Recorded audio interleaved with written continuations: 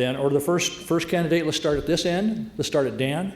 Dan, go ahead and introduce yourself, and you have 2 minutes. 2 minutes? Okay. Thank you, Art. You can hear me? I can.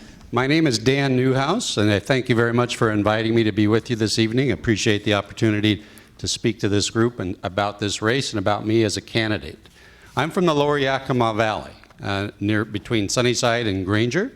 My wife, she was here, somewhere back there, Carol, and I have raised our children at Jensina and Devon near Sunnyside, Washington. I'm a farmer.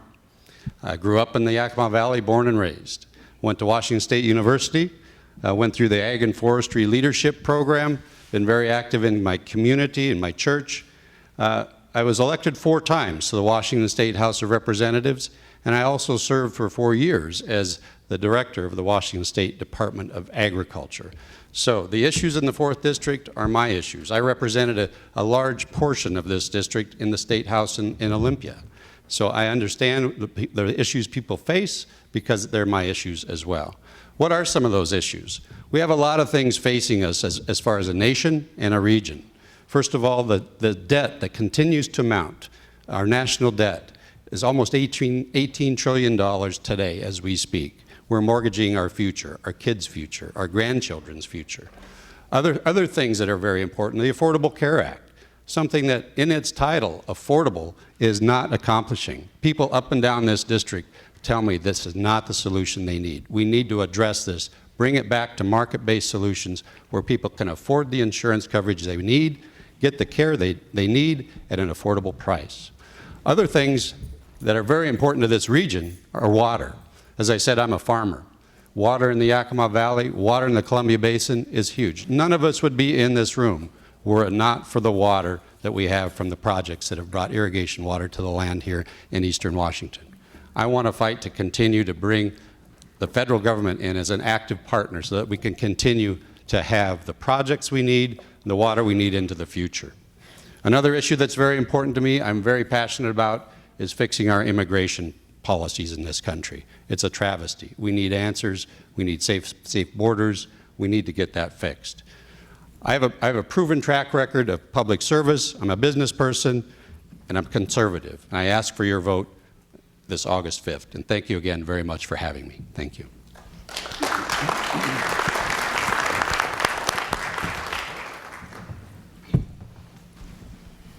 Well, my name is Glenn Stockwell. I live in Ritzville, Washington. I've lived there for 38 years now. I was born and raised in Yakima. I lived in the country majority of my life, except when I was serving Uncle Sam.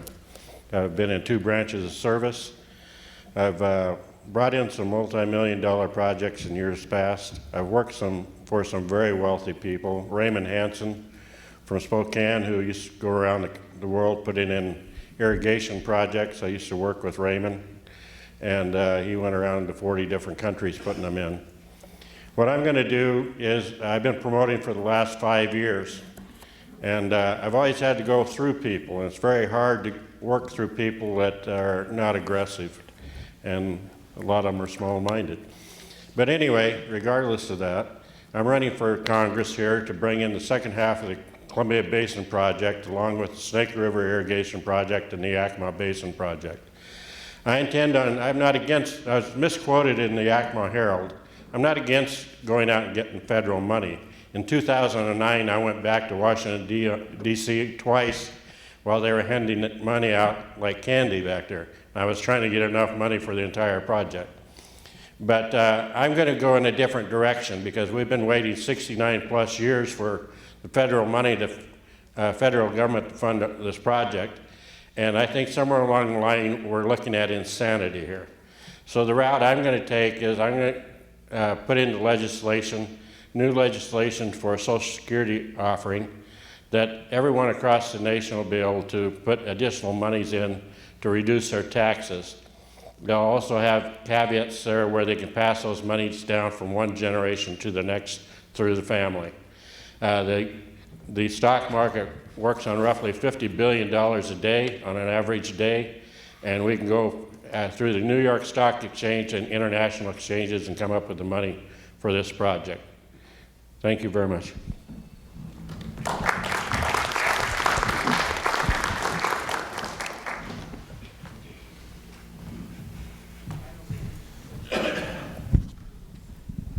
My name is George Seacott. I am from Benton County, the Tri-Cities area. I have lived there most recently for 12 years. My wife and I returned to the Tri-Cities where she grew up. Her grandfolks on both sides have lived in this area since the 1940s. Her grandpa was a World War II vet and got some land in Connell that was irrigated, and her other grandpa came up here to work on Hanford during World War II. But I am running for Congress to give people a choice. And it's really a choice about the nature of representation. The nature of representation that I offer to folks is an expert's perspective. For the past 4 years, since health reform has been involved in this country, I've been hired by clients literally around the country, not just here locally, but I travel around the country and I teach other lawyers what this law does, and I teach lots of clients how they can comply with this law. And I'll be quite frank with you, I got tired of teaching folks about a law that seemed to me to be nonsensical, non-workable, and problematic.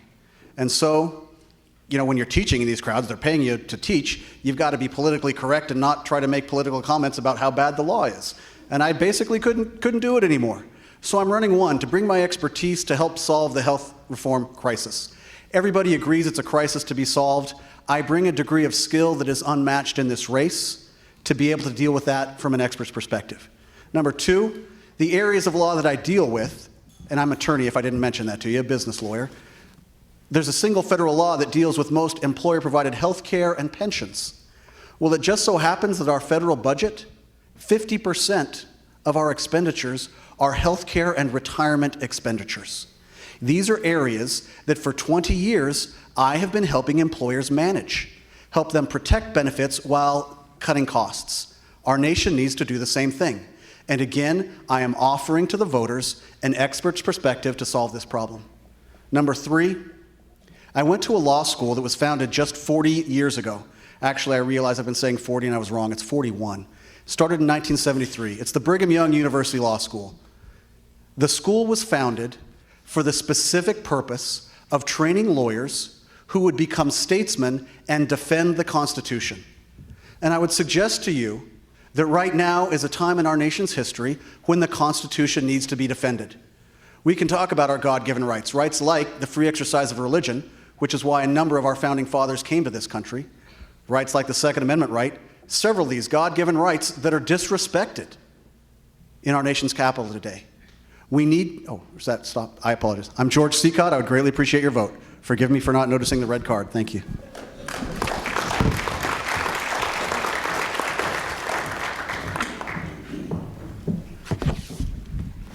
Good evening. I'm Senator Janaea Holmquist, and what an honor and pleasure it is to join you here this evening. I'm here tonight to earn your support to serve you in Congress. And as a mother, wife, and taxpayer, I have real concerns about our national legacy of nearly $18 trillion of debt, a struggling economy, and a constant attack on our constitutional rights and Christian principles. I think our next generations deserve better. And we're all tired of government not living within its means and just asking for more and more of your hard-earned money. Now, in the Washington State Senate, I was able to help lead the charge to ensure that Washington State became the first state in the nation to adopt a 4-year constitutional balanced budget amendment. And folks, if we can get that done in our liberal state, I know we can accomplish it in Congress. As your state senator, I'm proud that I've never voted for a tax increase on Washington citizens. So you can count on me to make government start living within its means and always reminding them who's footing the bill, you the taxpayers. Now, regardless of what issues we get into tonight, whether it be Obamacare, education, defending our veterans, making sure our hydropower dams are protected, jobs, the economy, what you gain with me is a proven track record to back up my promises and my commitments and my Republican ideals and ideas. And beyond that, I've been able to show you can stand strong on your core principles and still get things accomplished. Also, I've had an opportunity to be able to lead in both the majority and the minority. I wasn't always the chair of the Commerce and Labor Committee. Before then, facing great challenges, I was in a super minority status. And even at that point, I was still able to reach across the aisle, build coalitions, and pass historic workers' comp reform that helped improve our business climate. I would be honored to receive your vote. I'm Janaea Holmquist.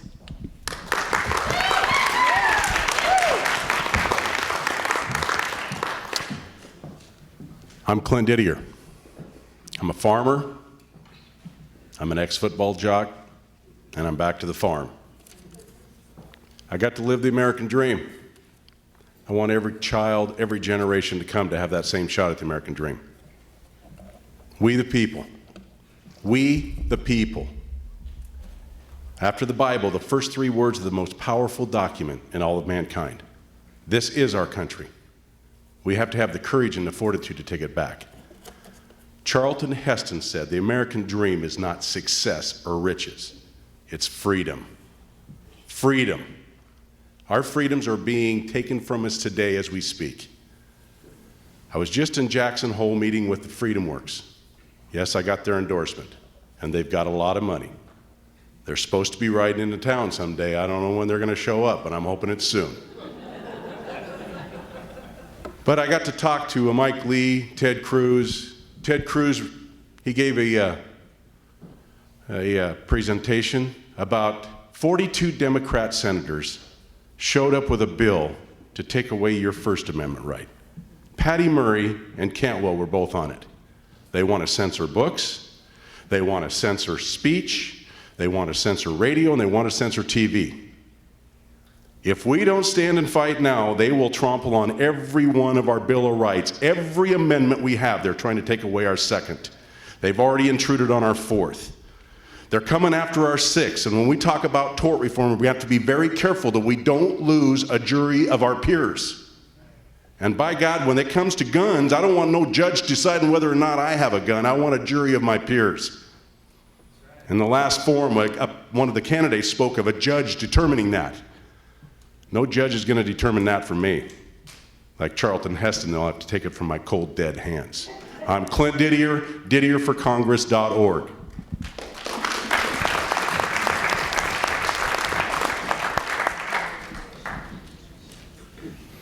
Hey, thank you all for being here. My name's Gavin Syme. I'm from Ephrata. I'm here with my wife, Sandra, my 3 kids. We have a small business over there. And I'm running for Congress because America is losing its freedom and it's losing its jobs, and we need to get legal. What do I bring to the table that's unique? What I bring to you today is a real plan, and a real plan starts with 100% constitutional voting. Every election season, we see lots of silver-tongued politicians making lots of promises, and our lack of being the sentinels of liberty, of holding their feet to the fire, of making sure they're 100% constitutional, has got America where it is today. We're losing our liberty. And it's our duty to stand up for that for our children and for our grandchildren. A real plan is 100% constitutional voting, and when I say 100%, I mean 100%. Shall not infringed, be infringed means exactly what it says. We need to get legal, we need to get rid of Obamacare, we need to get the federal government out of our lands, out of our health care. We need to get them within the boundaries of the Constitution. A real plan continues into standing on principle. Liberty has no cooperation with tyranny. When good works with evil, the evil inevitably overcomes the good. We need representatives who will stand beside us, who will stand toe-to-toe with tyranny. Not just sitting in Congress, sitting in their comfy leather chair and voting, but standing up. And we need a plan that continues to unstoppable conversations. We need representatives who will stand up and call out the corruption and name names and light the brush fires of liberty across this nation. It's time to get legal. It's time to take America back. My name's Gavin Syme, and I look forward to your questions tonight. Thank you.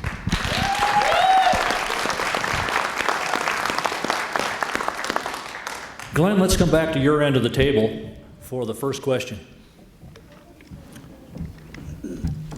We hear conservatives called a lot of different things. There's rhino Republicans, and there's this and that, and there's the other thing. What makes you a conservative, Glenn? Well, I want to set the record straight on something just before I answer you, if you don't mind. I've been in all 3 parties, and the one thing I've found that there's patriots in every party, and unless you cross the lines, you'll never find that out. But to answer your question, I live a debt-free life. Everything I own is debt-free. I have money in the bank. I have no one over my shoulder looking to be paid. I'm very proud of that. I don't believe in going into debt unless there's a specific reason to do it. And that's why I'm promoting using existing revenues to finance this project. It's time to quit waiting on the federal government, and that's what I've done in my life. I've structured my life to where I'm beholden to no one other than you if you elect me. Thank you. Over to you, George. Same question. Yes. I'm just worried I'm going to trip here. That's why I keep going to the front. I apologize. George, I wonder if you'd stay in the back just for if we do so much traveling, we're not going to get through many questions great. here. Why am I a conservative? I think first you've got to distinguish what's the difference between a conservative and a liberal. The question was, what makes you conservative? Right. And I'm just saying, why am I a conservative? You've got to say, what's the difference between a conservative and a liberal? I think at their core in this nation, liberals look to government to solve their problems, and conservatives look to themselves to solve their problems. We know that if left alone, we can raise our children to be good, productive citizens. We can monitor their education and make sure that they're doing well. We can, teach them to have jobs. We can hold jobs ourselves. We can provide for ourselves. This is the basic path of life that we conservatives follow. Now, are there circumstances where there might be blips along the road? Yeah, there are. And is the government there to possibly help in an occasional blip along the road? Sure. But the distinction between a conservative and a liberal is, what is that role of government? And we all know as conservatives that the role of the federal government, which all of us are striving to participate in, is very carefully and narrowly denoted in our Constitution. There are specific rights granted to the federal government and none others. And when the government begins encroaching and trying to act in ways that are not permissible under the Constitution, we've got to restrict that. When the balance of powers gets out of whack, we've got to restrict that. So this belief in the Constitution, belief in self-sufficiency, a desire to be self-sufficient rather than to have the government micromanage my life, these are the things that make me a conservative, along with belief in traditional values. Thanks.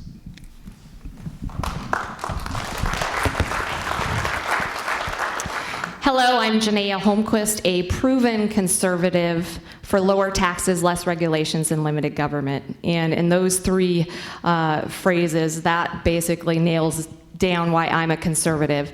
Now, the difference between, I think, me and quite a few of these other candidates is, again, I have that proven track record to back up my conservative nature and my Republican ideals, such as lower taxes. I have never voted for a tax increase on Washington citizens, and I think that's really important to make sure that you have representation that protects your wallets. And, one of the greatest honors of my life has been serving you in the Washington State Senate. I think God has blessed me with that experience under my belt. I've been able to go to bat for you to protect not only you, your wallets, but also your rights. So again, on rights, whether it be going to bat for your constitutional rights, I prime sponsored an amendment for our 10th Amendment states' rights to try to protect us from Obamacare because we knew that train was a-coming. So I went to bat for you there consistently with your property rights, including water rights.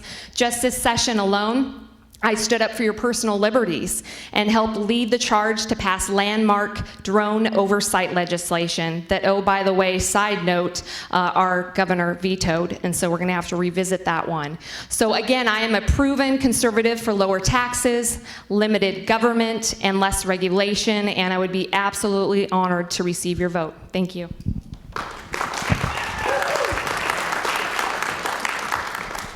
Well, what makes me a conservative?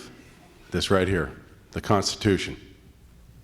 By sticking and adhering to the Constitution, and then sticking and adhering to the Republican platform. Marriage, life, liberty, pursuit of happiness.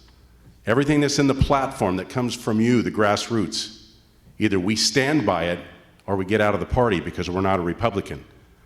Today we have a lot of people claiming to be conservative, and yet we have lawlessness happening with our president. This is a representative republic, a government of laws. You break the laws, you go to jail, you pay a fine. Today we have everybody just trampling over the laws because our president's not doing it. It's good for everybody. We have to get back to adhering to the rule of law. first and foremost. But ladies and gentlemen, we got to get the size and scope of this government under control. It's too big. In 1960, we had a little over 100 agencies. Today, we have 1,300 agencies. The second half of the Declaration says, one of the biggest complaints we had against the king, he has erected a multitude of new offices, sent out his hither swarm of officers to harass our people and to eat out their substance. If that's not what's happening today in America, I don't know what is. We have to get rid of these agencies. I have joined the Liberty Coalition back there. We are going to start defunding these agencies, just like they did the IRS this week. We're going after the EPA, Department of Education, every one of them, until we get this government under control.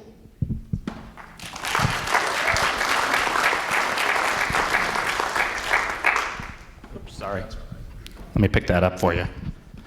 What makes me a conservative? You know, it's interesting because that word has changed a lot over the years, but in the modern terminology, let's talk about being conservatives, let's talk about being Republicans. The Republican Party didn't invent the term Republican. We were Republicans when we founded this country because we upheld the principles of the Republic. And the Republican Party many years ago was founded on those principles. And sometimes people will come up to me because I'm fiery and passionate and I take things head on and they'll say, well, Gavin, are you really a Republican? And I'll pull out this little Constitution and I'll say, this is our Republic right here. And I'm going to step on a few toes with this one, but if you don't uphold what's in this Constitution, you are not a Republican. And you're not holding the principles and the values of our God-given liberty that this nation was founded on. We need to get back to the foundations of America. Liberty is not the fringe, liberty is the foundation. Government agencies from the federal to the state to the local that think they can just make up laws willy-nilly, that they can control every aspect of our life contrary to this Constitution. That's not law, that's anarchy. Now that's funny because people sometimes like to call me an anarchist because I uphold the principles of our liberty. But anarchy is a government that refuses to follow the law that we the people placed upon them. We have a Congress of legislative eunuchs right now. And a lot of those claim the name Republican. Now I'm a Republican, but I don't care much for party politics. What I care about is my children and your children being free and not living as slaves to tyranny.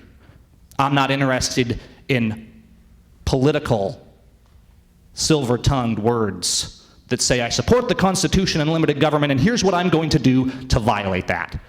You support our Constitution and our republic. End of story. And if you do not, you have violated your oath and you're a criminal, and it's time to start removing those who have violated that oath. Thank you.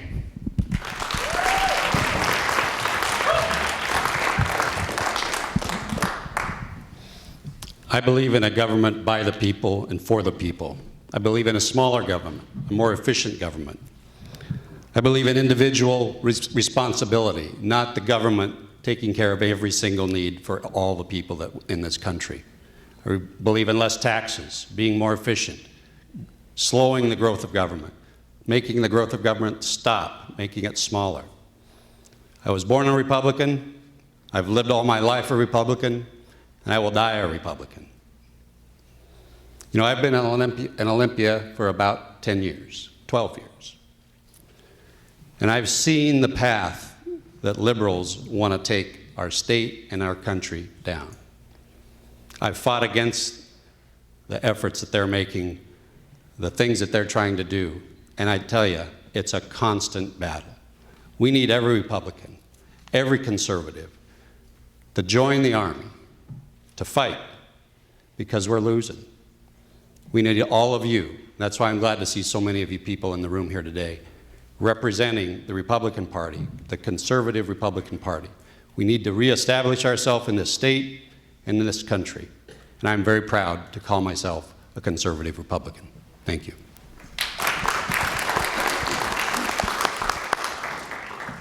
We're going to add a little tag on to the last question, and I would ask you to change your schedule a little bit and only use 1 minute for this one. Should go quick. And the question is, where aren't you in line with the current party platform? Where aren't you in line with the current party platform? I didn't write it.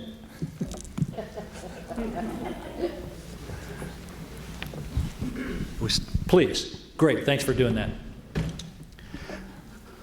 To the best of my knowledge, I've read the party platform, and I think I'm in line with it in every regard.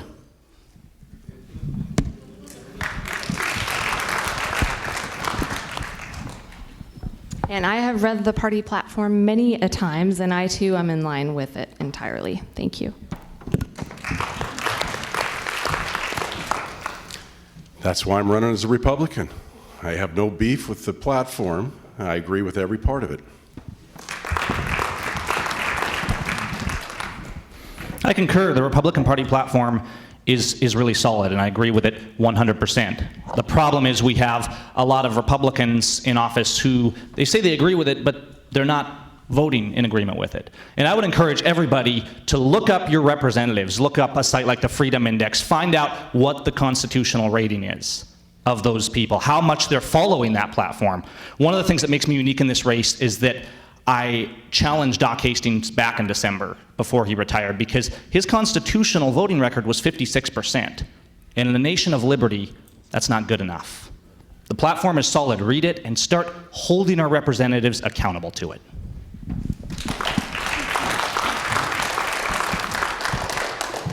At the risk of sounding like a broken record, I too agree with the party platform. Actually, I've helped write platforms, and so I would concur with the rest of my colleagues that it's solid.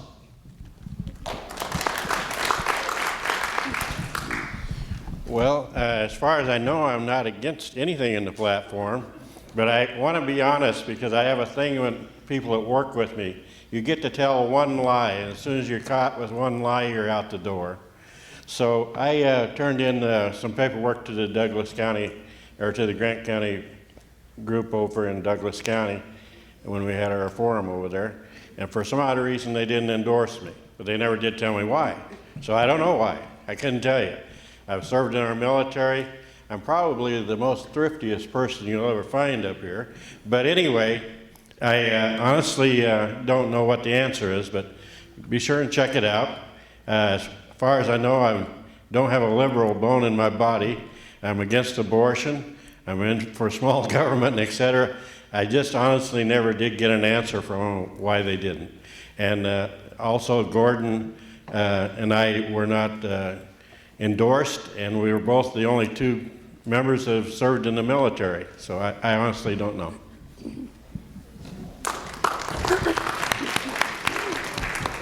Janae, I think you're on deck for this one. Ready. What is your solution for illegal immigration in Washington State? And a tag onto that, not at the border, but in Washington State. Okay, and the time on this one? 2 minutes. Well, first off, I'd like to call the issue what the issue is. It's not about immigration, it's about illegal immigration. And while a lot of people want to paint this as a mutually exclusive issue in regards to needing a workforce, that we either have to have an open border for a free-for-all or you close it down altogether, I just don't think that's right or accurate. I think there's no reason why we can't have both a secure border and a plentiful workforce. I grew up on a farm too, so I do know the importance of making sure you have folks to pick the crops and make sure that those crops are going to get to market. So I understand the importance of that. But what we've got here, first off, is the only reason this is an issue right now is because of inaction by our current congressional delegation and lack of leadership in DC. So I'm a little frustrated right now, and I think we need some folks over there that can boot them in the tail and get moving on this immigration issue. And to be quite honest, I think a lot of this could be solved if we just actually implemented the laws that are on the books. And we're not doing it. And then when you actually see leadership throughout our states, one state comes to mind where they actually tried to implement the letter of the law when it comes to immigration. What happens to them? They get sued by the Obama administration, by their own federal government, which is ridiculous. Bottom line, folks, there's no reason why we can't have a secure border. I've done my homework. I know how much it's going to cost us to secure our border per mile, where we can reduce the agency budgets to pay for it, so I'm not increasing your taxes.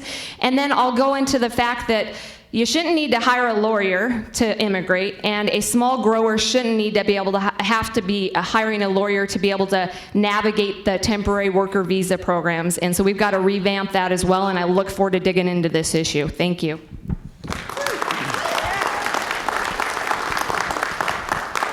Well, we certainly have a mess on our hands. Now, this is our Constitution. It's the supreme law of the land. It's what gives us our sovereignty. In order to have a sovereign nation, you have to have secure borders. We do not. Now, we have a health epidemic going on because there are diseases like leprosy, scabies, TB, you name it. They were talking it on Fox News the other night. They're coming across the border. But more importantly, we have a national security breach. There are terrorists crossing that border, getting ready to hit us. We have to secure the border. The question involved about the immigrants in our state, how are we going to take care of this? Well, to secure the border, we need, and I can do it without spending a dime, we put our military down on the border. Bring those boys, those young men and women home, and let's put them on the border. Let's quit policing the world, put them on the border, ask for an easement, and let them train down there with live ammo. Nothing will cross the border. Second, in our state, we ask everyone that's here illegally, and they're not illegal immigrants, they're illegal aliens. An illegal immigrant would be coming here to become a citizen. These are illegal aliens. We ask them to come forward. If they don't come forward and we find them, we deport them immediately. We have 30% of our prisons full of them. We make a deal with Cuba and ship them down there and let them prison them. It'll cost us a lot less money. Get them out of our prisons because we're paying a lot of tax dollars for them. 3, when they do come forward, they go to the back of the line and they pay a hefty fine. They got all this money, they can pay a hefty fine.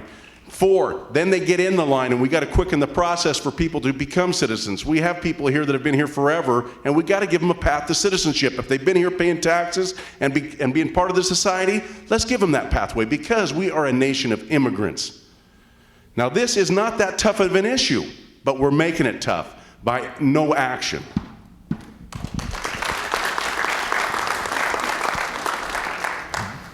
Now, the question asked was in relation to Washington State, and I think it's important to note that, of course, we're running for federal office, and we don't control the Washington State legislature, but as a federal representative who really believes in the unstoppable conversations, I love seeing states asserting their authority and their self-governance, and I think we should encourage our states, when the federal government is failing, to start stepping up and saying, if you're not going to do it, we will. Now, in the larger sense, not just Washington, but all over America, the immigration problem is a fiasco. And let's zoom out a little bit. Let's take in the big picture. The reason our borders are not secure is not because we don't have the resources and cannot secure them. It's because we have a lawless criminal administration. We have a lawless president who should be impeached. We have We have a Congress, a Speaker of the House who refuses to take a stand. We have people playing crony politics. But if you want to zoom out to the big picture, let's go back to April 17th, 1907. Did you know that on that day, 11,200 people immigrated through Ellis Island, New York? Now, when you came through there, it took 3 to 5 hours. That's all it took. And it didn't cost a dime to become a permanent resident. Not a citizen, but a resident, to be a part of the American dream. You know what was different from all our quota systems and a decade to immigrate legally? There was no entitlements. You didn't come here and get freebies. If we want to address this, number one, we have to secure the border. We have to restore the rule of law. Number 2, we have to end the illegal entitlement. Stop taking money off of our children's tables to give to people who come here illegally. And number 3, we are a nation of immigrants. We are a nation of compassion.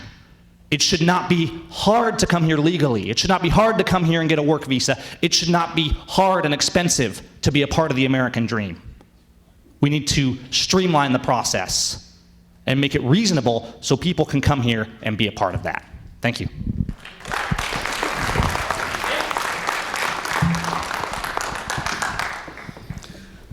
Well, I, for one, am glad to hear the passion about this issue because that tells me that we're closer to a solution than we've ever been in this country. Our immigration policies, frankly, are an embarrassment for a great country like the United States of America. They need to be fixed. They're not working. They're not working to keep the bad guys out or coming across the border, those people that want to do us harm. And they're not working to let the good people in that want to build the American dream, that want to be a part of this great country.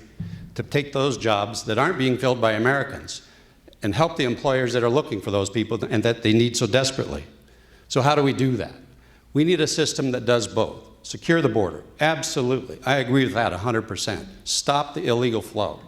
But then we also have to have a system in place that allows those people to come across here legally, give them legal status so that we know who's here, so we can track who's here, so that we know that those bad guys aren't here, that people are here legally. We've had background checks. The people that are here already, what do we do about them? We have to put them through a system that proves that they're not a threat to our country. Penalties, background checks, learning English would be a good idea. Those kinds of things. Give them legal status. End this underground society that we have in all of our communities. It's not healthy. It's not a good dynamic for any of us. Get us back to where immigration becomes a positive thing in this country. Help build our economy and do it in a legal way where business people like me do not have to rely on coyotes, which is a word I'm becoming to hate, for their labor force. It's just a terrible system. We can do it, and I'm glad to hear people talking about solutions. It needs to be done. I'm so frustrated with our Congress right now for not doing this. It's something that I want to do day one when I get to Washington, D.C.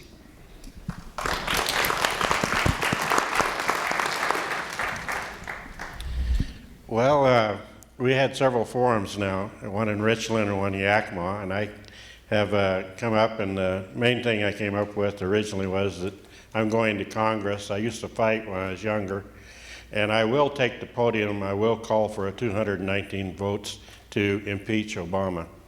The problem with the border and et cetera, and with the, okay, I'll eat it. The problem is of course Obama and Holder and et cetera. You know, they're lawless. So there's no way that we're actually going to fix it. But what we need to do is, I agree, and we've all discussed this at different forums, is put the troops down along the border and stop the flow. We're actually paying as Americans.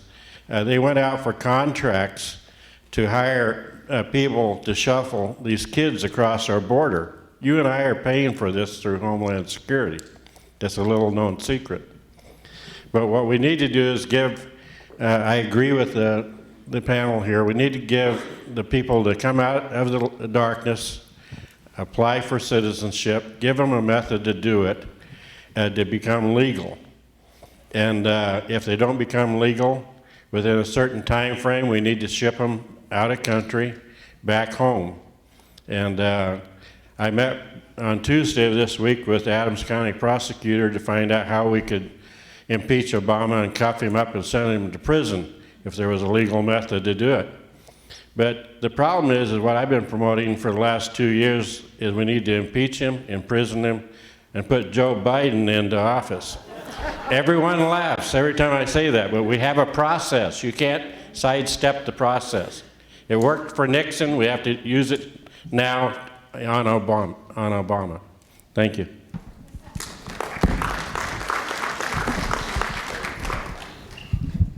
Thank you.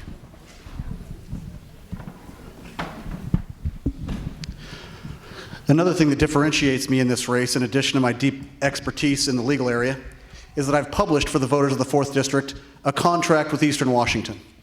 And I'd like to read to you what the contract is. It deals with the 3 major platforms of my campaign, and it puts forward 10 specific pieces of legislation that I would champion as your congressman to solve. And I have a solution in here on immigration. I'd just like to read it to you.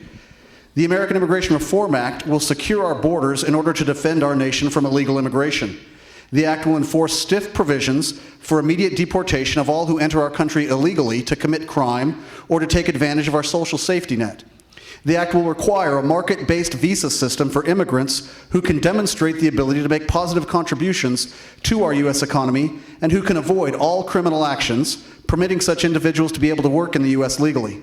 The act will result in a realistic number of new agricultural worker visas available each year, determined by employers and workers rather than by centralized government bureaucrats.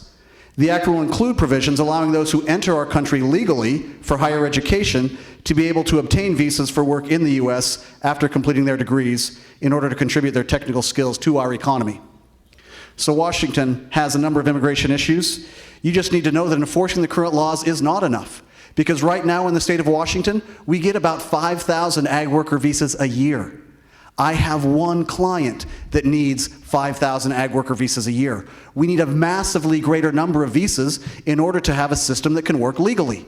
Should the government be deciding how many visas we have? Doesn't make any sense. When has the government ever planned an economy well? Employers should be able to offer jobs to folks who want to come up, and if they come up, they should be able to have a work visa system to work through. When we get a new system that works, we'll have a secure border, we'll have people coming and going, we'll know who's coming and going, and then we've got the second issue of taking care of the folks who are already here. And we'll have to work through that and figure out a solution there. I think what the logical thing is that we would make them work through the same visa system here. It doesn't make sense to pay to send them back, which is what we'd have to do. So they'll work through the visa system here. If they work through it, great. If they don't, then we deport them. Thank you. Next question, again for 2 minutes. It's about water. In your district, you have one of the best bread baskets in the country, and that is the Yakima Valley. We have a major problem, and that is we are in a rain shadow. Our water only comes from the mountains between Snoqualmie Pass and White Pass. There's been a proposal in the last few years for a reservoir called Black Rock. What is your view on making this a reality? Black Rock. It's a great idea. But right now, we're fighting to retain our rights to water.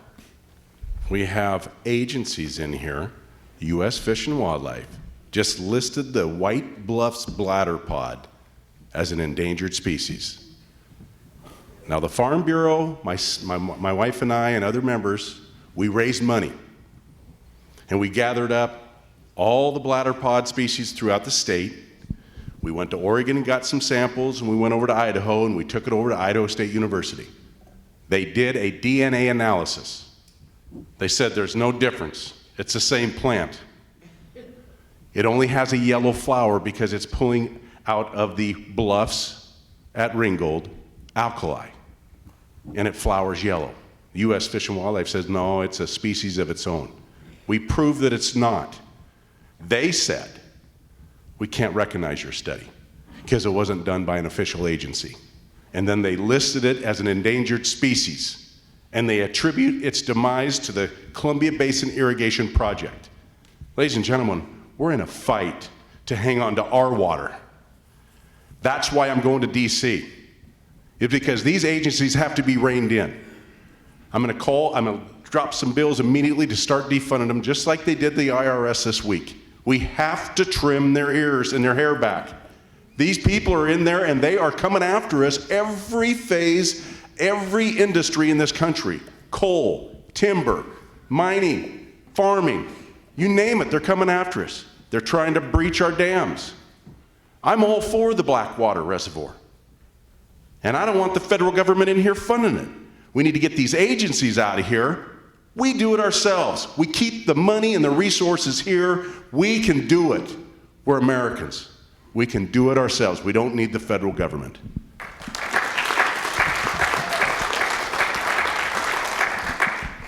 Absolutely. Washington's a beautiful state. We got tons of resources. We got lots of agriculture, and that's our backbone. But I don't know about you guys, but I wouldn't even trust Congress to boil hot dogs properly. The last thing I want them managing is our water. The last thing I want them managing is our resources. We need to throw the federal government out of managing things that they are not mandated in the Constitution. Now, the 10th Amendment says that the federal government can do what's in the Constitution. That's it.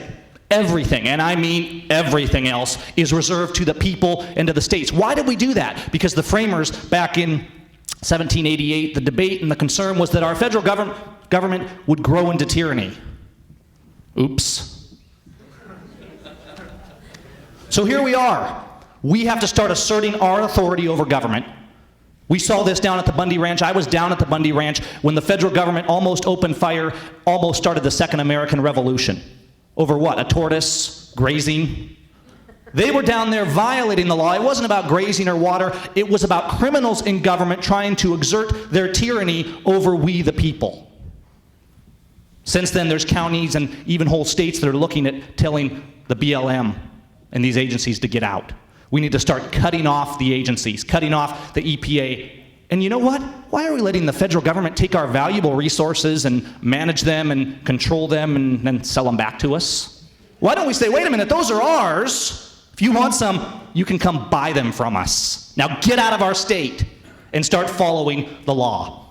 If it's in this Constitution here, the federal government could do it. That's the limited power. But if it's not, they can't. And it's that simple. Thank you.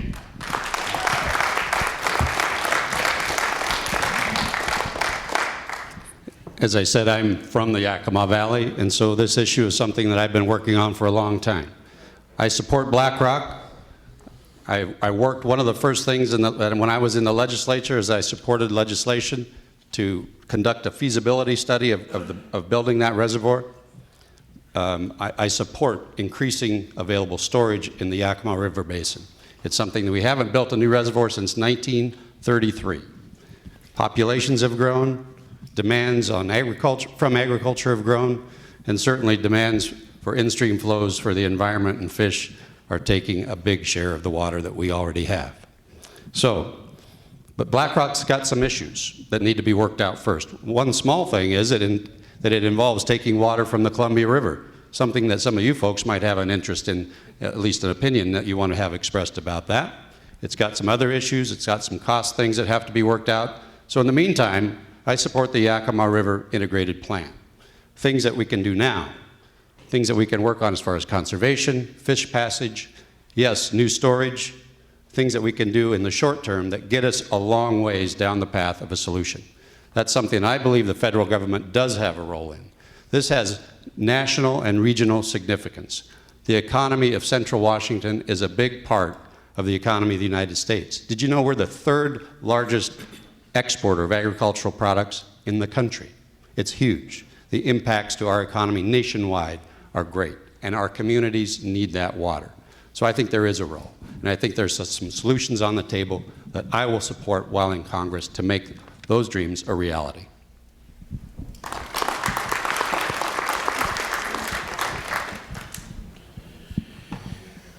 Well, in 2009, I've been promoting the completion of the Columbia Basin project now for 5 years, but I actually started in 1986. I was a member of the Columbia Basin League and et cetera. I grew up in Yakima. My grandfather worked on the canal coming out of Rimrock Lake, and I used horse and wagons at times. But anyway, the water will cure the problem we have here in Washington State, and we have plenty of it. Initially, I started working with Senator, then State Representative Mark Schessler. He turned to be Senator in 1999, and I kept pushing him to get involved, to get the governor involved in this issue. And I'm actually the person that generated the first meeting between the Department of Ecology and the Bureau of Reclamation many years ago.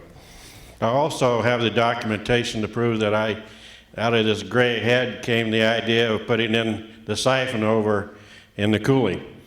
And the Department of Ecology, after they did their EIS studies and et cetera, that's exactly what they did 8 years after the fact. But anyway, regardless of any of that, what we need to do is get control of this project and take it away from the federal government. They have been writing this project now for, I'll be the third generation. If it doesn't happen pretty quick, I'll be in the grave. But anyway, when I go back to Congress, I'm going to be going back there with a plan of financing this project. In 1988, I was here at the lake out here at a meeting with the Columbia Basin Development League. Tom Foley and everyone was out there at the time frame. The room was totally full of people, but they came to a point where they could not get the money. I've told we have some fine people up here on the panel. I'm getting to know all of them. And I've told every one of them, I'll tell you just as plain as I told people in 1986, when I told them I was going to go out and bring a project to Adams County. And 2.5 years later, it took place, and we put it in a landfill, et cetera. You'll find my name in the Seattle contract. But anyway, I'm telling you firmly that if I am elected, I will bring your water here because I know where the money's at. We've been waiting on money. We can do it locally. with pre-existing money and no new taxes. Thank you.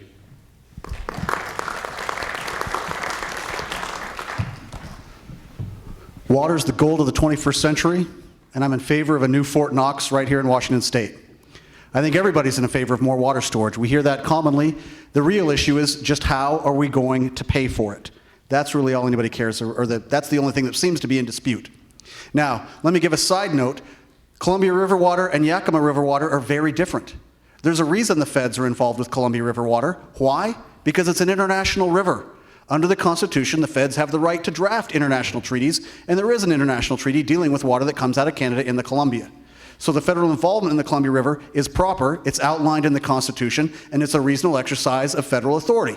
Now, Yakima River, not the case. It's not international water, it's state water, and the Yakima River is indeed governed by state law. Now, if you're going to start in Black Rock bringing in Columbia River water, yeah, we're going to mess it up, okay? We're going to bring that federal law water into the state water. So maybe there's a way to build some water storage in the Yakima River Basin without causing that conflict and bringing the feds in more. Finally, I'd just like to make one comment. Where's the money going to come from? Well, we can learn, you all may know Darrell Olson from the Columbia Snake River Irrigators, okay? He's sitting on $35 million in private money right now that he has developed to finish building out the Columbia Basin Project. If he can develop private money to finish the Columbia Basin Project, I'm relatively confident that we can come up with some private-public partnerships to develop private money to finish the Yakima River Basin, or to create some water storage solutions there. So I think we're all in agreement that the feds don't have the budget to do it. That's why nothing's happened so far. Let's look at some of these public-private partnerships that have worked in so many other areas and find a way to do it without adding to our national debt. We're all in agreement we need it. Let's just find creative ways to fund it. Thank you. Well, first off, calling the Yakima Valley the breadbasket, I just have to put in my shout out for the Columbia Basin farmers. Grant County, of course, being the #1 potato producing county in the nation, so we at least get potato basket. And bottom line, this all leads and is all focused on agricultural security. And that's one of my top priorities. I really feel in my heart that the day that our nation has to depend on a foreign nation for our food supply will be the day of our demise.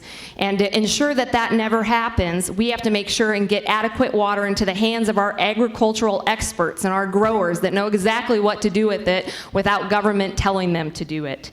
And when it comes to water, I don't think we have a water supply problem. We have a water storage problem. And what we really need to be doing is working towards solutions that's going to allow us to have water storage for 50 to 100 years. And I am in support of many proposals on the record that reach and are moving towards that direction. Most recently, the Yakima River Basin Enhancement Project. And I do think that fell a little bit short. There was a little bit too much money going to mitigation, which I fought against, but it's still a step in the right direction. And I'm on the record of supporting the Odessa Aquifer, groundwater recharge, as well as Black Rock. And then, of course, I was able to also help get some money, your money, by the way, taxpayer money, for the Yakima River Basin Enhancement Project, which we are now seeing start to move forward. So water storage is our future. We've got to have water as the backbone of our economy. And bottom line, I will be your advocate, and I've already got the proven track record to go into bat for this property right that is so sacred, and I would love to be your warrior in Congress.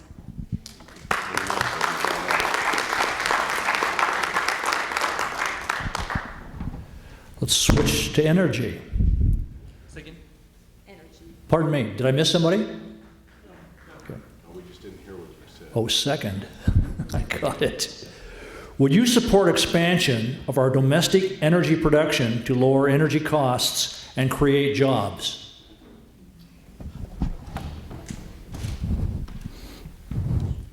Let's talk about energy, because I got a lot of it and my kids have even more. And our nation has a ton of energy resources. And you know how we promote energy and build energy and make it effective? Make our states and our communities profit from it and build jobs? We get the federal government out of it. The federal government doesn't decide what we in a state do with our energy. The federal government doesn't decide what we in a state do with our water or any of our resources. It always amazes me that I sit up here and I go to events and forums and I hear people talking about how we need to follow the Constitution, and then they turn around and talk about things that we're going to do to violate it. The Constitution tells the government what they can do. I don't mean to sound like a broken record, but that is the law for government. So how we get back to these, how we build our energy, we build our farms, is simple. We tell the federal government, get your hands off our families, our faith, our farms, and our freedom, and start doing your job. We need to restore the rule of law. We need to stop the anarchy from Congress that says we can do whatever we want because we flexed and bended the words in the Constitution to make it say something other than what it says. A representative who takes an action contrary to the delegated authority that we, the people, granted them is not representing. They're treading on liberty, and it's criminal. So all these things are important, but let's look for real solutions. Remember, this is the federal government that can't cook hot dogs. Let's not let them manage our resources and our energy in our state. Leave that up to the states where there can be accountability and control at a local level. That's what we need to get back to. Thank you.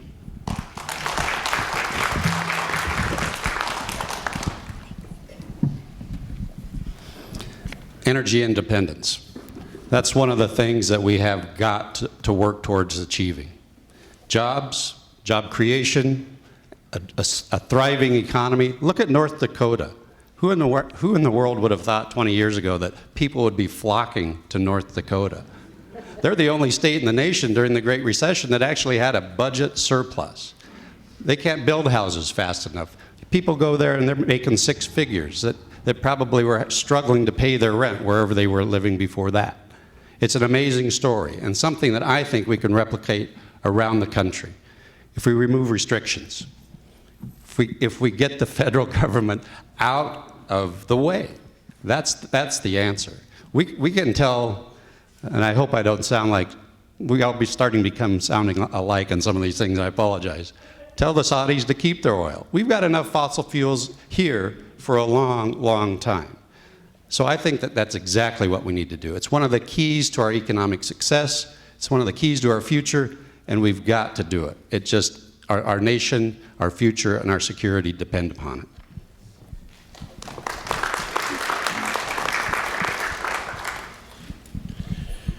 Well, we're sitting here in Grant County, and I've lived out in Ritzville for many, many years. And of course, what made Grant County was two things. It was water, the project, and cheap power.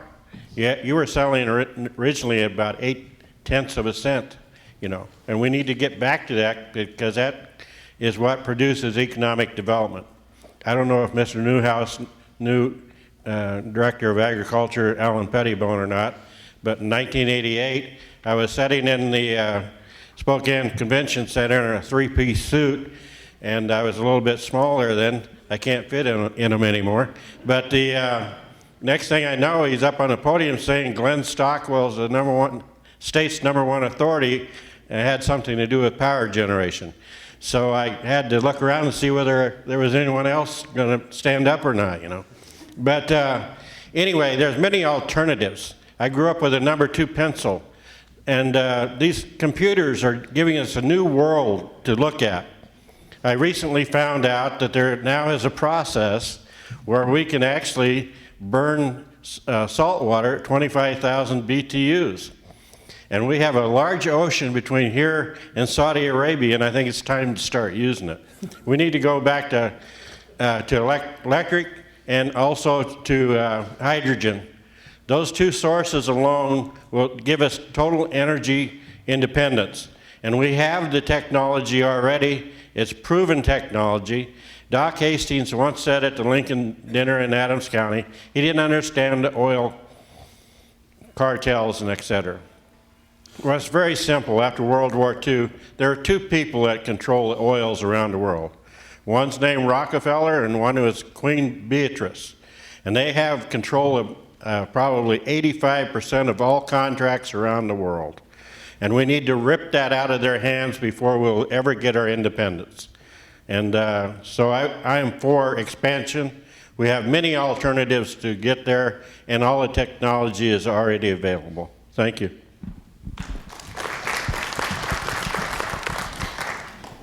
There's so much talk about energy. I don't know if I'll be able to do it in 2 minutes, but I'll really try.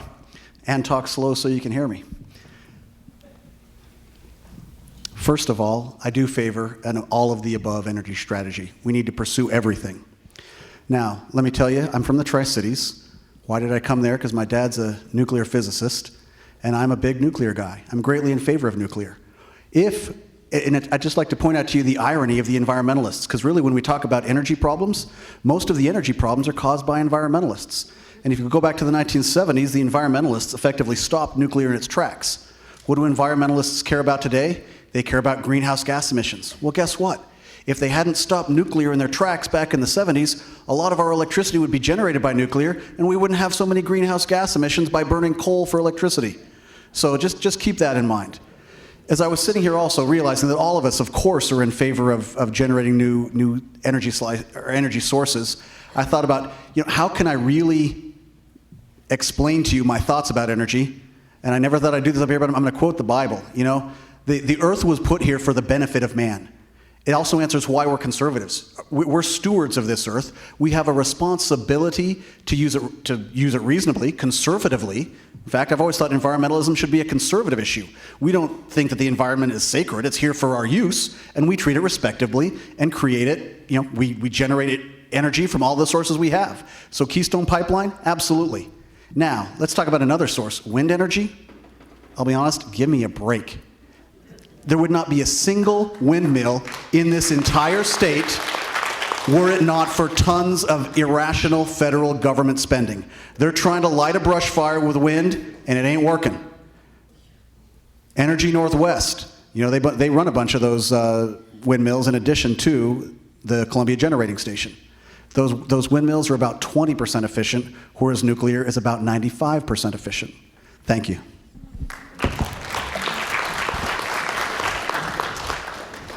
Well, first off, as your state senator, I love energy issues. I've served on the Water, Energy, Telecommunications Committee. I'm also a graduate of the University of Idaho's Energy Policy Planning Program.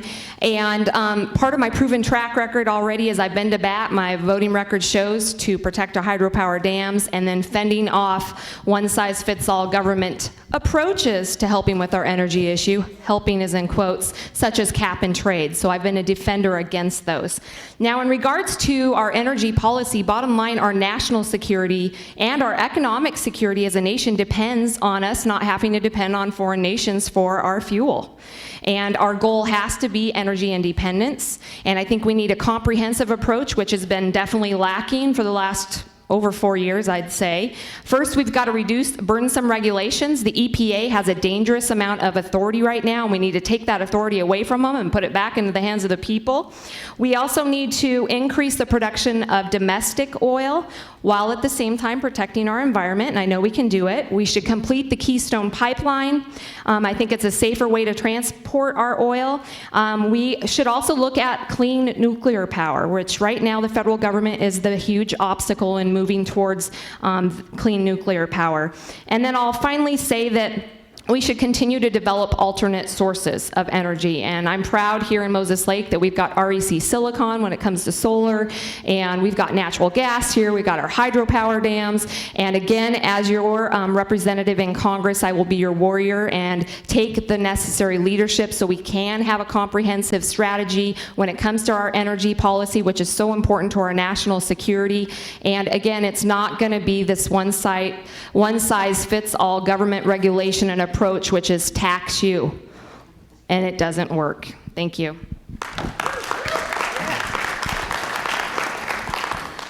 Can you ask that question again, please? Because I think you were asking about the Columbia Basin and creating more energy here, did you not? Wasn't that the question about creating more energy here? Because I'm just going to refer to that. You want me to read it back? Sure, go ahead. Would you support expansion of our domestic energy production to lower energy costs and create jobs? That's what I thought the question was. Do you realize we're shipping a lot of our energy to California? Do you realize that they're shutting down some of the dams in order for those windmills to get their energy online? We are in an energy abundant area right now. The government is picking winners and losers. You see, we're paying for all those windmills. We're paying for the solar plants. As far as North Dakota, that's private property. That's why they're going after that oil there. And that's why I support the American Lands Council. Do you realize in western United States, the federal government still owns a lot of the land out here because when we became states, they were supposed to turn it over to us? I'm going to push for that. You see, if we have possession of those lands, we can create more money, we can use the resources, and we can utilize that. If you want to see this, come to me afterwards and I'll show you how red it is. Utah is 80% owned by the federal government. Now, the federal government was responsible for 4 things. It's in Article 1, Section 8 of your Constitution: national defense, post office and roads, coin and currency, and commerce between states and foreign nations. Now, where in that does it say energy? But we have the Department of Energy. We have the EPA. These are 2 more of the agencies I'm going to go after and defund. And believe me, I've already went back to D.C. twice. I've met with the Liberty Caucus, Jim Jordan, Tom Massey, Mike Lee, Ted Cruz. These are the 32 members of the Liberty Caucus. I've vowed to them already that I'm going to join their caucus as soon as I get there. This is what they want to do. They want to start downsizing this federal government. I want to make sure John Boehner is not our Speaker of the House when we get back there. We already have a plan underway to make sure he's not our Speaker. And we'll get somebody with leadership that'll take on this administration. I've already got it in the works, folks. Just put me in the game.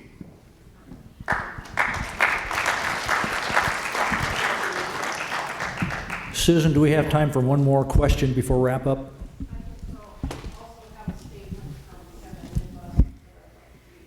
Sure. One last question, candidates, before your 3-minute wrap up. I would assume that all of you believe thoroughly that you can't do what you've talked about tonight by yourself. And you've been looking into the eyes of your volunteers, your supporters, all evening. What would you ask them to do to help you? And I don't know where do we end up? Over here? With Dan? Are you on deck? So are you talking about the election or To do your job after if you are elected. Thanks for the clarification. So you're absolutely right. The job of a congressman, the job of anybody representing people in a legislative body, you cannot do by yourself. The very word representative that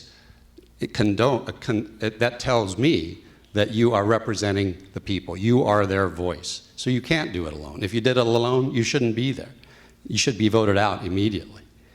So what would I ask people to do? I've said this on a number of occasions. In order for me to be a good congressman, a good representative, to be able to represent your voice, I need you to be a good constituent. I need to hear your voice. I need to understand what it is you think is a priority, your feelings on issues, positions that I should be taking to help you, to help me represent this great district that we live in. That's the only way it's going to work. A representative form of government is built on communication between the person who represents the people that would put him in office. And that's what I would do, to make sure that communication is strong, that it happens often. I know none of you are shy about communicating with people that are elected. I understand that. In fact, we get a lot of emails already. We're not even in office. So I have no doubt that that's going to happen, and we're going to be successful as a team together. But I think that's key, that communication, so that I know how you guys are feeling. Thank you.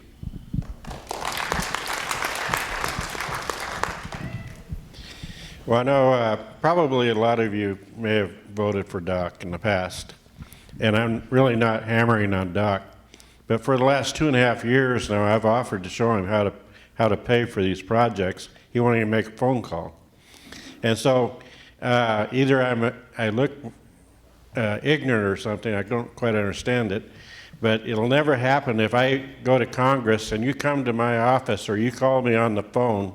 And when I started this in 2009, our state was $8.5 billion in the red.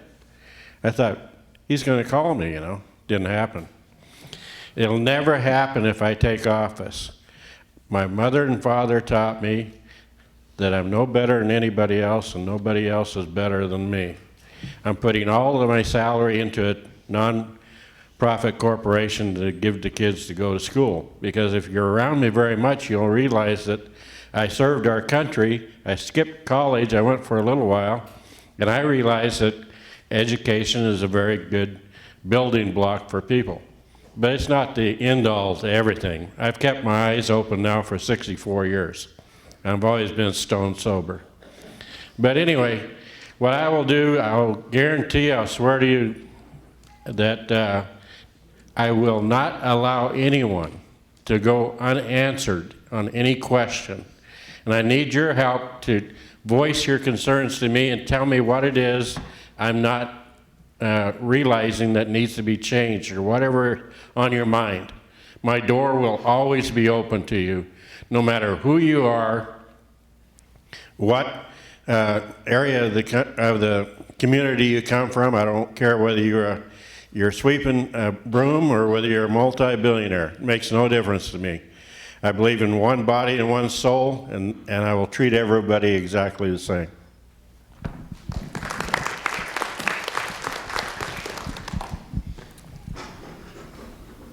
During this campaign, I've been studying the words of President Lincoln quite a bit for various reasons that we don't have time to discuss now. But I'm thinking right now about the last sentence of the Gettysburg Address, when he charged that this nation shall have a new birth of freedom, and that government of the people, by the people, or of the people, for the people, and by the people, shall not perish from the earth. And that last quote, that government should be of the people, by the people, and for the people, that's what we need to work with when I'm in Congress. So what would I ask of you? I would say, first, stay engaged. Don't be apathetic. As I've run this campaign, I've realized I'm so grateful for the people who come to these meetings. And what do we have in here? 50 people? 75 maybe? What's the population of Grant County? A lot bigger. You guys are the leaders, and we need to turn to you to get your neighbors and friends and workmates, all of these folks, more engaged in the process. Because that's what our country asks of us, to be engaged and to be active participants in government. Number two, I'd ask you to invite me to your events, because I will come to every one that I can possibly make. Because my goal in serving you is that you will get to know me and you'll like me and you'll trust me. That's my version of campaign finance reform. I'm not going to have to raise too much money if I see you on a regular basis and you know me and you get to hear what I'm working on, and I'd much rather meet with you guys than be calling up people and asking them for money. Be honest about that. That's what I'd like you to do. Number three, I'd like you to keep my copy of my contract with Eastern Washington. Why? Because I want you to hold me accountable. That's part of why I wrote it. It's got these 10 steps. Clear demonstration of what I have committed to do to work for you in Congress. Doesn't do any good if we all forget about it. That's why I wrote it down. There's too many politicians who make too many promises and time lapses, and nobody remembers what they said. Nobody holds them accountable. I want to hold myself accountable to you, and I hope that you will hold me accountable to you as well. And I look forward to keeping the commitments that I've made to you serving in Congress. Thank you. And what I would say to my bosses is that I'd like you to do the same thing you've been already doing as I'm your state senator. You guys are the best bosses that anyone could ever have. And you guys are not afraid to drive over the mountains, testify. You are my experts, by the way. And that's one thing I will mention is that, you know, while paid lobbyists are great, and there's good ones and bad ones, just like politicians, I prefer to get my expertise from my bosses, the people that I'm accountable to, that are in the trenches, on the ground, having to deal with the regulations that are being put onto them by their government. So I want you to be my experts. As the chair of Commerce and Labor Committee, when the auto dealer bill came through my committee, I talked to the lobbyist, Scott Hazelgrove, but I also picked up the phone and called my auto dealers and said, hey, is this really the solution we're looking for, or do we need to make some changes? So I want you to be my experts. Prayers. Keith Easterly, he's my prayer warrior, one of them. There's many of you here in this room. Prayers are awesome. And then bottom line, this is a team sport. And it really is it takes us all at all levels of government and throughout our communities and families that if we really want to change the national legacy for the better for our next generations and protect our constitutional rights and our Christian principles, it is a team effort. And with me, you get a team player. So no issue is going to be too small for me. And together, I know we're going to be able to make those positive changes. And I think the hardest part for me, this is my last year as your state senator, and God willing, I'll be serving you in Congress, is it's going to be the distance between us. But I know we can overcome it, and you're still going to be such an integral part of the process. And the way we're going to overcome it, folks, is I'm going to be accessible to you. So again, I'm the first state senator, I think, from this district that has a district office day each month during the interim in each of her counties. So I'm sitting there in Lincoln County, Kittitas County, Yakima County, and Grant County, so I'm accessible to my bosses because I never will forget who I work for, and that's how we're going to overcome the distance when I'm in DC. But bottom line, this is a team sport, and I look forward to being your warrior, and thanks for playing.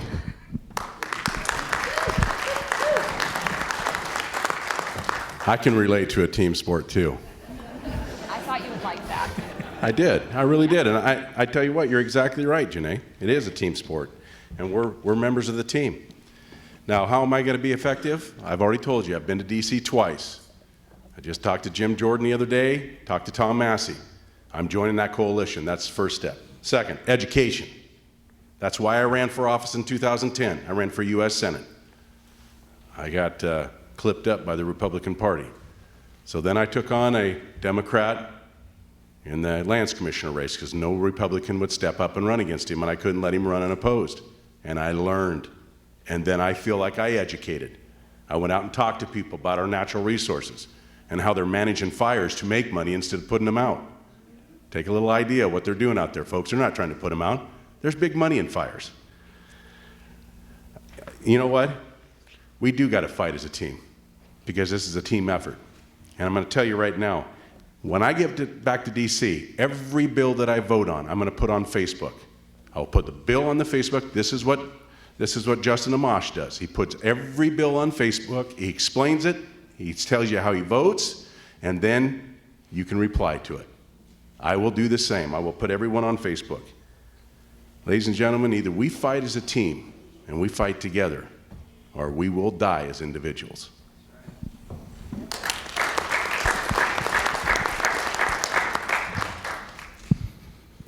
The first step I'm going to do here is surround myself with staff that can help me work for the Constitution, for the people of this district, and stand up for liberty, help us root out corruption and name names. And then continuing to working with representatives who value our liberty, that we can work together and take a stand. A small and tireless minority can get a great deal done in Congress. But next is those unstoppable conversations that I talked about earlier, and that comes back to starting those conversations and getting people all over the district. It's that voice that is the most powerful thing.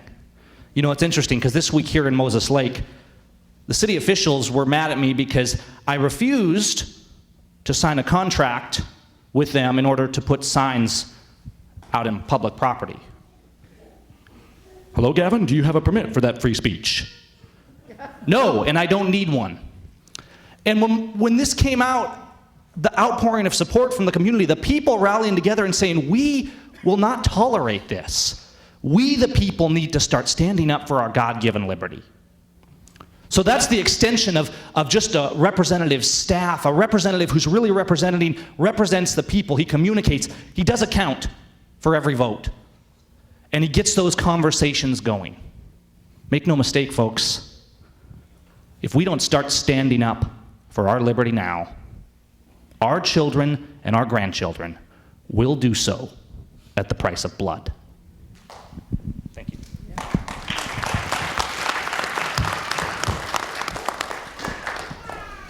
In wrapping up, I think we start with Mr. Stockwell. 3 minutes, and please feel free to come out and take center stage if you're so inclined. Well, not like Ronnie Millsap. He has a 2x4 out there, so he doesn't go beyond it. So I don't think I'll come too far out. Well, I come to stand before you today on the issue that I've been pushing for 5 years now, repeatedly, again and again and again, and that's bringing the Columbia Basin Project here. And I can bring it here without any new taxes with pre-existing monies. I'll have those monies within 2 years. And I'm a firm believer that if I'm elected, you should hold me responsible for what I say. If you elect me, and I go back there and I do not hold my word with you, fire me. That's what I would do if I was in your spot. And what we need to do, as far as I can see, I agree with beginning to know these people up here. We have a very fine group of people here. And they are true conservatives, and so am I.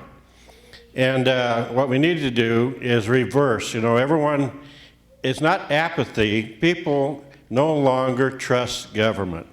And that happened many years ago when I was 13 years old, on November 22nd, 1963, when President Kennedy was assassinated.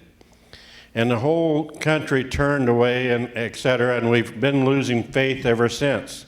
What happened, they not only killed him, they took over the presidency, in my opinion. I've studied history for 35 years. And what we need to do, after Johnson took control of it, he centralized government. And these people are correct. Now we need to decentralize it to get the power back to the state. And that's what I will work for. But I will, in fact, have the money for these projects. We've been waiting now for 3 generations, almost. If I die here today, it'll be 3. But anyway, and I know where the money's at. We will not have to wait any longer. And if you would vote for me, I would consider, I would really like to be your congressman. If you go to my website, I have a gentleman that has a song about my campaign now. He's a friend. He's an ice road trucker from Alaska. He ran for governor up in Alaska. His name is Singing Sam. But anyway, if you'd trust me, you'd find out in 1988, Adams County trusted me. If you go on my website, you'll see that the entire community trusted me. And I came through with what I told them in 2.5 years. I came through with the project that I told them I would succeed at. And if you would trust me for 2 years, I will come back. I will have the money in hand in trust accounts to put these projects in. Thank you.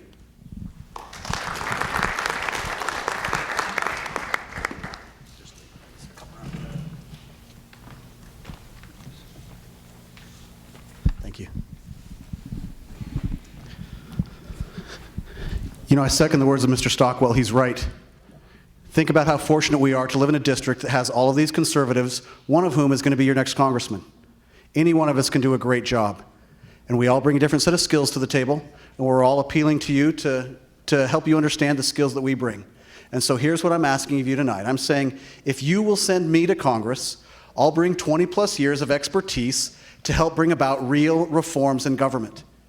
Now, these reforms will have an immediate positive impact in your lives and in the lives of other citizens around this country. The way that I'm different with other candidates at the table, and we're all good candidates, but the way that I'm different is that everybody else asks for your vote without providing a concrete plan of action.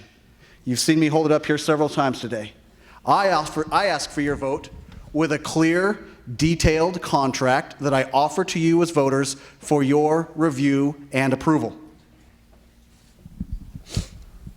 It's a promise to work for you in Congress openly, with full participation by all people in the district, if you'll accept my offer to serve you. I'd ask you to read the contract. If you get a copy of it, you might get a copy in the mail this week. If not, you can look on my website and read it. But save it as a roadmap to the future for my service for you in Congress. The roadmap as we work to what? Fix our healthcare crisis, balance our federal budget, and defend the Constitution. When other candidates ask you to look in the rearview mirror at their past efforts, I'd like you to ask them, where is your roadmap for our future? Today, again, you've received a contractual roadmap from me. I want you to know that local leaders, like the CEO of the largest healthcare system in our district, as well as our current congressman's own brother, Roger Hastings, they've endorsed my skills. They've known me for years, and they know my work habits, and they know everything about me, and they know my ability to actually get done the promises that I make.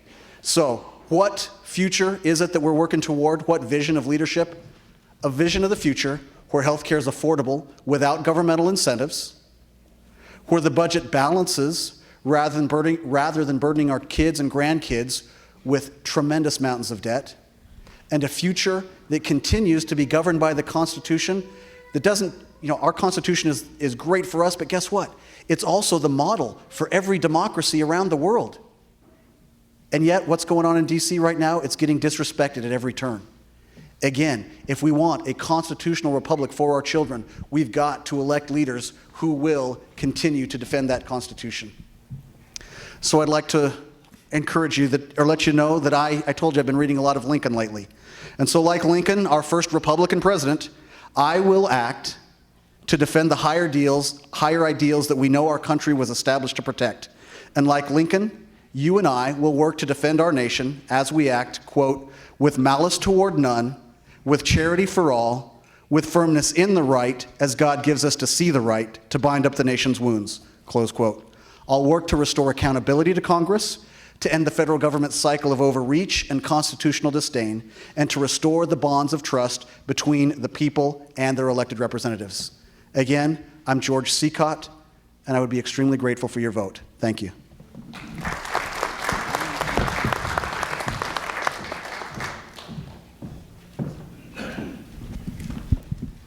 Good evening. I'm Senator Janaea Holmquist, and thank you so much for this honor and pleasure to join you tonight. And I know it took time away from your family, loved ones, businesses to join us, and I think this is so important. Bottom line, folks, I'm here to earn your vote and your support to represent you in Congress. And while we have quite a large group of conservatives in this race, what you gain with me is that proven track record to back up my promises and my commitments and my Republican ideals and my ideas. And beyond that, I've been able to show you that it's possible to stand strong to your core principles and still get things accomplished, and we need more of that in Congress. And folks, you know me, I'm not a wallflower Republican. I'm your warrior out front on issues such as DOMA, Defense of Marriage Act, pro-life issues, whether it be combating this year the increase in the minimum wage. No issue is going to scare me. I've had experiences to stand up to special interests, and I think you probably agree with me, but one of the most potent special interests in many cases is your own leadership. So folks, when Speaker Boehner says, Holmquist, get in line and take your dose of tax increases, I'm going to say, no, thank you. I don't work for you. I work for the citizens of Washington State. Now, thank you. I've also been blessed with the experience of leading in the majority and the minority. So I haven't always been the chair of the Commerce and Labor Committee, and even before then, serving in a super minority status when the Democrats were in charge of the House, the Senate, and the governor's mansion, I was still able to reach across the aisle and pull them along to our ideals by improving our business climate with historic workers' comp reform. And that was the greatest improvement to our industrial insurance system in over 100 years. And that was from me working from a super minority status. So that's some of that tenacity and grit, that farm girl, go get ya attitude you're gonna get with me with all of the issues. Bottom line, my proven track record's been recognized by a lot of citizen groups, and I feel so honored and blessed. I've been recognized as the Legislator of the Year from the Washington Farm Bureau 2 years in a row, which is an unprecedented honor. This year, I had a 100% voting record with the Washington Retail Association. Just this week, I was so humbled by the NFIB, National Federation of Independent Business, calling me their Outstanding Legislator of the Year for the second time for being a guardian of small business men and women in our state.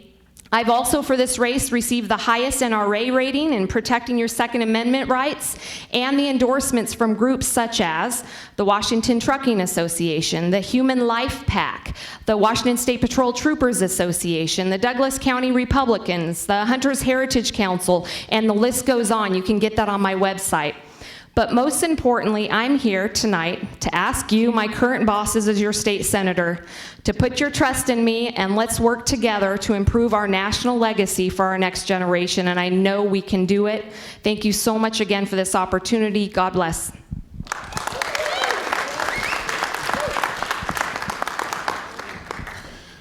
I too want to thank you for coming out. And please, if you do nothing else tonight, go inspire some other people to get involved. And if you would, please take 30 seconds tonight, just 30 seconds, kneel and pray for this country. If we don't ask God to restore our great representative republic, it won't happen. We have to include him. It was part of the founding of this country, and we got to bring it back forth. Now, freedom, I talked about it earlier. Freedom was a byproduct of individual liberty. And our founders intended for individual liberty to be at the heart and soul of this country. That's what America's all about, is being free. Now, you've heard a lot up here about experience. I got to tell you, I'm a farmer. I've ran for office twice. I've never served in an office yet. I would like to be put into the game. I'd like you to see what I could do. But I'm not an expert on nothing. You're hearing people claim they're experts. I'm not. I do try to fill my mind full of a lot of knowledge, but I can't claim to be an expert of anything. But I do have common sense. I'm a farmer. I know how to balance a book. I know how to run a farm, and I run an excavation business. And I know how to make my knuckles bloody when I have to work. So I like to work, and I want to work for you. What's the Didier campaign all about besides guns? Because yes, I gave away 3 of them away, and that was your right, your opportunity, and I hope you participated, to show those people over in Olympia and to show those people back in DC, back off of our Second Amendment. This is why I did it. I wanted people to come on and engage and participate and show the numbers that we are never going to waver from our Second Amendment. I hope you participated. If you didn't, there might be another opportunity down the road. We have a simple equation in the Didier campaign. More government equals less freedom. Less government equals more freedom. Ladies and gentlemen, this is what we got to do. We got to downsize this federal government. When I traveled back there from when I played, this place is getting bigger and bigger. You're going block buildings, and every one of those buildings is an agency. Let's talk about the VA for a second. Fox News reported 432,000 employees in the VA. No wonder our vets aren't getting anything done. They're not getting anything for them. It's all going to administrative costs. I say shrink it to 5,000, and let's give all the rest of those salaries, retirement funds, benefits, and everything to the veterans so they can go to the doctor and hospital of their choice. Let's start downsizing these agencies. Now my time is up. DidierForCongress.org. You'll see all my endorsements and the rest, so please go there. DidierForCongress.org.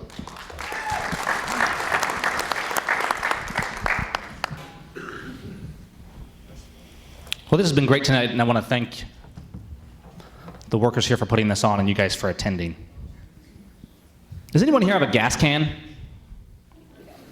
Yeah, well, if you've bought a gas can in the past few years, you've probably noticed that it doesn't work. The spout, when you try to use it, it spills gas over the side of your car. Now consider that this federal government we're dealing with is the one that can't manage their budget or their border, but they want to dictate our health care, our water, our energy, and every other aspect of our life. We need to get legal. We need to get back to principle and prayer and our God-given liberty. Those 3 little monkeys in the back of the room, those are who we're supposed to be standing up for. We're supposed to be the sentinels of liberty, America. That's what we were tasked with. What happened? There's all this talk about what can the federal government do for me? What can they fund? How can we get money from them? Well, I think we all know that who writes your paycheck is your master. We need to get legal. We need a real plan that starts with 100% constitutional voting, standing on principle, and unstoppable conversations. What do you want from America? Because I want my country back. I want that American dream, and I am tired of tyranny everywhere I look. Folks, liberty's not something to be hidden away in dusty shelves. We should be teaching it to our children and grandchildren. We should be holding it up in front of us every single day of our lives, and if we are not, we are failing our posterity. It's not about what can government give me or what can they do for me. It's about what can I do for liberty, what can I do for our children's freedom, and how can we take it back? Now, if you want more of the same, it's going to be easy to get it.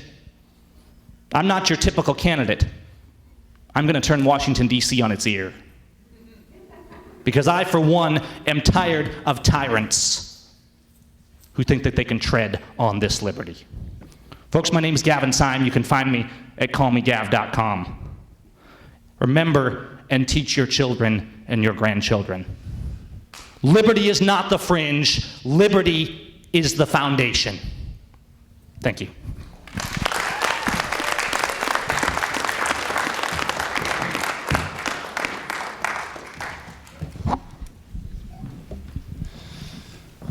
Well, thank you. My name is Dan Newhouse.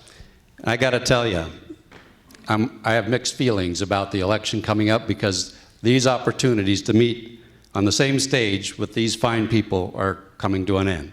I got to tell you, I very much enjoyed it. I've learned a lot, and I hope the people of this district have benefited from these forums. So thank you for having this. Now, I'm a very optimistic person. You know, to be a farmer, you've got to be. And I think our country, our great country, can have a great future. But ladies and gentlemen, we are truly at a crossroads in this country. In order to achieve that great future, we've got to have the right people in place to make the decisions to make that future come true. Now, the question was, why should you vote for me? What makes me different? Well, there's a couple of things. First of all, I'm a businessman. I'm a farmer. I know what it's like to lay awake at night wondering if I'm going to be able to pay the bank back. I know how to sign. I've signed thousands of the front of paychecks. I know how to balance books too. I know how to run a business. So I think that's something that's worth noting. Many members of Congress don't have that history. I was a state representative. I represented a large part of this congressional district in Olympia. I know the issues because they're my issues. I think that bodes well for me. As a director of a state agency, I know how the other part of government works. I work to make my agency more efficient. I reduced the budget. I stood up for the industry, agriculture, against federal agencies, and I represented it abroad, trying to promote trade, increase agricultural exports, which doubled while I was in office. I know how to work with people. As a Republican in this state, in Olympia, if you are not willing to work with people that you may not even like, certainly you don't agree with, you're not going to get anything done. And I know you can do that without sacrificing those principles that you believe in. I'm a person that wants solutions. There are critical issues that this country faces that need action. For far too long, Congress has stood for inaction. I want to move us forward. I want answers to those questions that we need answered so that we can move forward and we can attain that greatness that I know is in store for our country. The election is soon, less than a month. Ballots go out next week. So when you get your ballot and you sit down and go to fill out that box, I hope you would consider Dan Newhouse. I would look very much forward to representing this great district of this great state in this great country in Washington, D.C. Thank you very much.